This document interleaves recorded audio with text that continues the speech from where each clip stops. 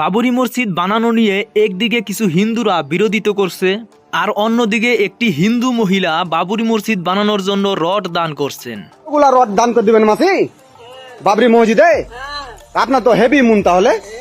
তিনি বলেন 2 হাত ভরে আমি বাবরি মসজিদের জন্য দান করব। কি হচ্ছে, কেন গাড়ি পাচ্ছেন না নাকি? ও 2 হাত ভরে দান করবেন? আপনি তো হিন্দু কাস্টে দান করছেন, ভালো লাগছে আপনাকে? তাকে বলা হয় তুমি হিন্দু হয়েও কেন মসজিদের জন্য দান করছো? তিনি বলেন আমি হিন্দু মুসলমান মানি না, আমি সব ধর্মকেই ভালোবাসি। আপনি তো হিন্দু কাস্টে দান করছেন, ভালো লাগছে আপনাকে মসজিদে? আরো একটি বিষয় আপনাদেরকে জানিয়ে রাখি, বাবরি মসজিদ বানানোর জন্য এত দান করেছে মানুষ যে লিমিট ক্রস করে ফেলছে, অ্যাকাউন্টে আর টাকাই ঢুকছে না। জোরে অনুরোধ করছি, লিমিট ক্রস করে গিয়েছে। এসবিআই অ্যাকাউন্টের চিফ ম্যানেজারের সঙ্গে কথা বলেছি, আজকে কোনো মতেই পারবে না। আর শুধুমাত্র মানুষ যে টাকাই দান করেছে তেমনটা কিন্তু নয়, কেউ বাড়ি থেকে মাথায় করে নিয়ে আসছে ইট, আবার কেউ বালু, আবার কেউ সিমেন্ট।